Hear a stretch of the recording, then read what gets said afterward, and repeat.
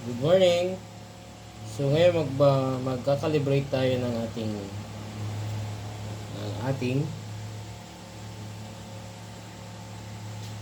ating pH meter.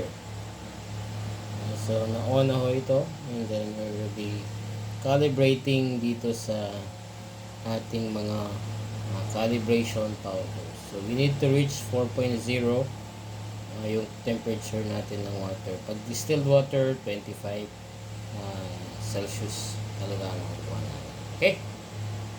So let us start. Actually, nakadalawang powder na tayo. Yung una hindi natin na-record. Okay? So, madali lang. So, may water tayo. Distilled water yung ideal, or rainwater. So, ilublob lang natin. Huwag masyadong taas.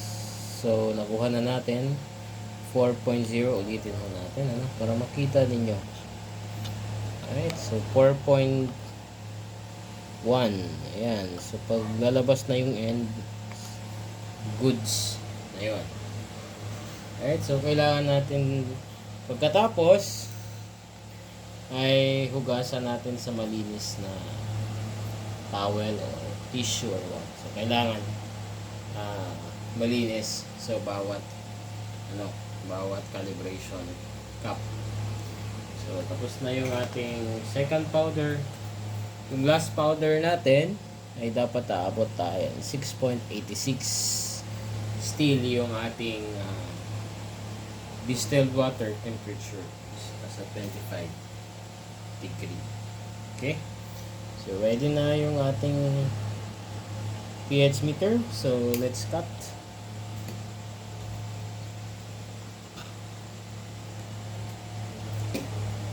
Okay. So, bilis lang naman yung gagawin dyan. Okay. Kailangan din yung ating panggupit ay naka-sterilize. Naka-sterilize na yung ating gupit. Okay. So, pagkalagay ng ating powder sa cup ay kailangan natin stir. Please, bigyan natin ng konting time para mag-dilute yung ating nilagay na powder. So, ideally, dapat wooden stirrer yung gamit natin. Pero ito, wala namang problema. Gamit natin ito.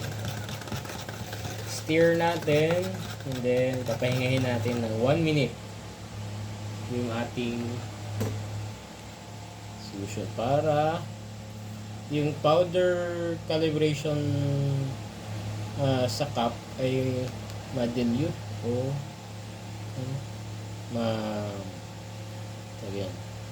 mahilis, no? Or masama talaga dun sa tubig. Okay?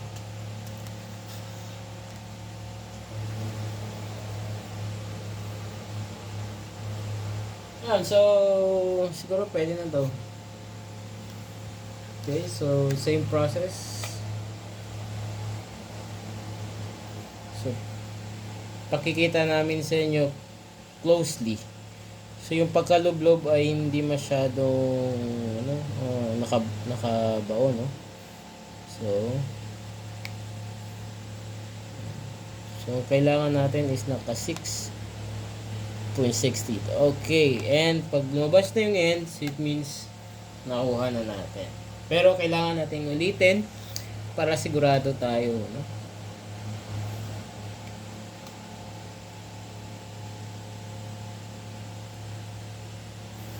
Six point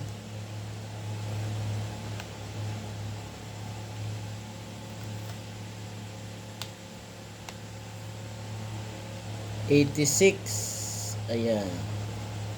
6.86 at saka nag-end na. Okay.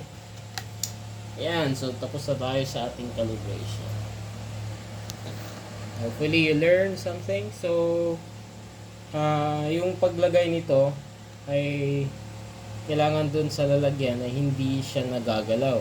Sensitive itong part ng dulo, no? Yung diode na siyang receiver ng stimulus o stimuli galing dun sa ating mga calibration. Okay, so yan lang po muna ngayon. So we'll be posting more videos for our community. Okay? Sa ating Plantbox Innovation Network. Bye!